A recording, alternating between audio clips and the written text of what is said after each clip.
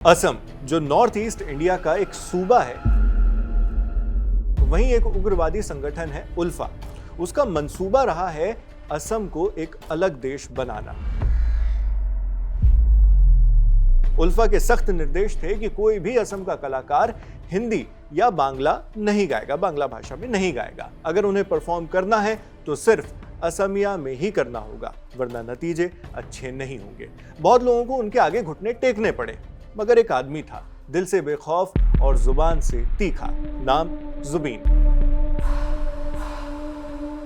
जुबीन असमी के अलावा हिंदी और बांग्ला में भी गाते, तो उन्हें उल्फा की तरफ से धमकियां मिलने लगी। वो बात अलग है कि जुबीन ने चरमपंथियों को घास तक नहीं डाली। उनका दो टूक जवाब था कि जो कर सकते हो कर लो। ऐसे थे Zubeen Garg, singer, music director, actor और डायरेक्टर। उनकी और भी पहचान है, दिल से लेफ्टिस्ट, चार्ली चैपलिन के भक्त, डॉन कोरलियोनी के शिष्य और एक प्राउड असमी। 19 सितंबर को सिंगापुर में स्विमिंग करने के दौरान डूबने से जुबीन गर्ग की मौत हो गई।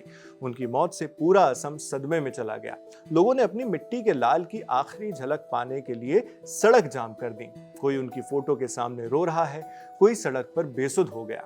असम सरकार ने जानकारी दी कि लोग जुबीन के पार्थिव शरीर के दर्शन कर सकते हैं। उनके आखिरी दर्शन के लिए 15 लाख से ज्यादा लोग जमा हो गए। लेकिन लोग जुबीन के दीवाने थे क्यों? उनकी कहानी या अली गाने वाले सिंगर से बहुत बड़ी है। असम के इस रॉक स्टार को कुछ ही गानों के लिए याद रखा जाना बेमानी होगा।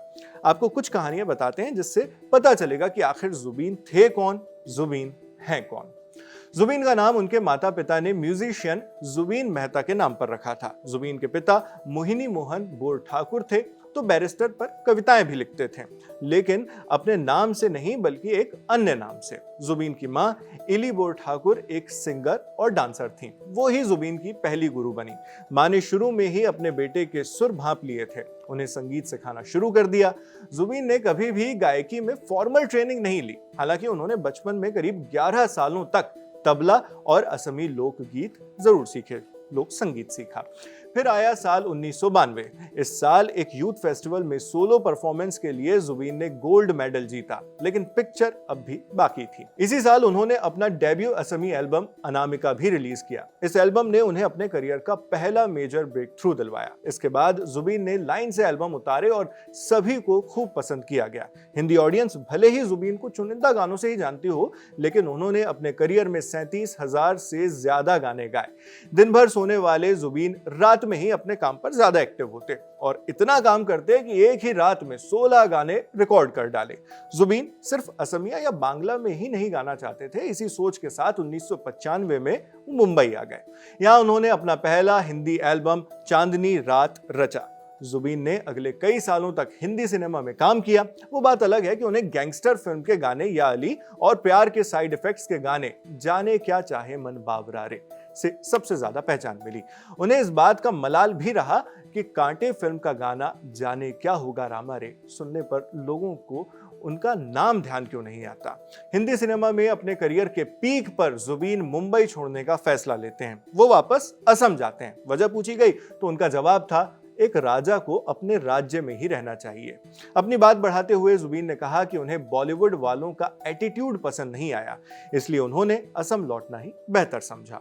जो लोग सिर्फ सिंगर जुबीन गर्ग को जानते हैं, उनको बता दें कि उन्हें एक्टिंग में नेशनल अवार्ड मिल चुका है। साल 2000 में तुमी मुर मथु मुर नाम की एक असमिया फिल्म रिलीज हुई। इस फिल्म में पहली बार जुबीन डायरेक्टर की कुर्सी पर बैठे। वो फिल्म में एक्टिंग भी कर रहे थे।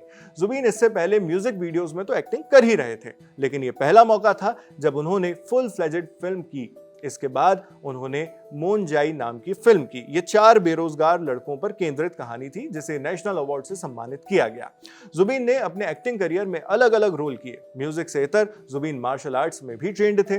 वो किक बॉक्सिंग किया करते थे। ये कला वो अपनी फिल्मों में भी लाए। अपनी फिल्मों में जहां भी एक्शन या स्टंट की गुंजाइश होती तो जुबीन खुद ही उसे परफॉर्म करते। अपने जुबीन दा को याद करने के लिए लोगों ने पूरा राज्य बंद करवा दिया। लाखों का हुजूम रोता बिलखता सड़कों पर उतर आया। मूल रूप से हिंदी पट्टी में रचे बसे आदमी के जहन में ख्याल आ सकता है कि इस दिन में कलाकार पहले भी हुए, फिर जुबीन में ऐसा क्या खास था। एक लाइन में इसका जवाब यह है कि जुबीन हर सेंस में उस मिट्टी के लाल थे। जोरहाट में पैदा हुए जुबीन कम उम्र में ही गुवाहाटी आ गए थे। उनके साथ बस 2 ही अमानतें थीं, एक साइकिल और उनका एक कीबोर्ड जो प्ले करने वाला म्यूजिकल इंस्ट्रूमेंट होता है, टाइपिंग वाला नहीं। इस कहानी को असम में किसी लोक कथा की तरह सुनाया जाता है कि कैसे साइकिल पर सवार उस लड़के ने पूरे देश में अपना नाम रोशन किया। हालांकि जुबीन को सिर्फ इसी वजह से वहां इतना प्यार नहीं मिलता, उन्हें जितना अपनी मिट्टी से मिला वो हमेशा उसके आभारी रहे।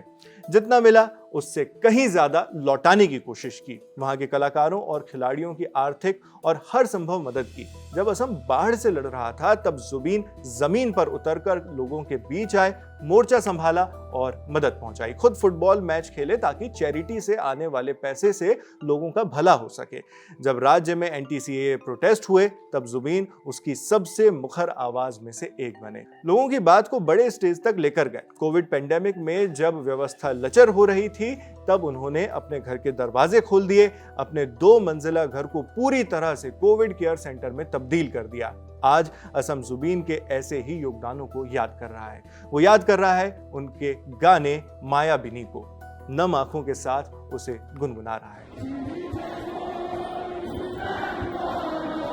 आप जुबीन को किस तरह याद करते हैं, हमारे साथ कमेंट बॉक्स में शेयर करें। आपके लिए खबर लिखी है हमारे साथी यमन ने। मैं हूं शेख नाविद, देखते रहिए दी लंदन टॉक।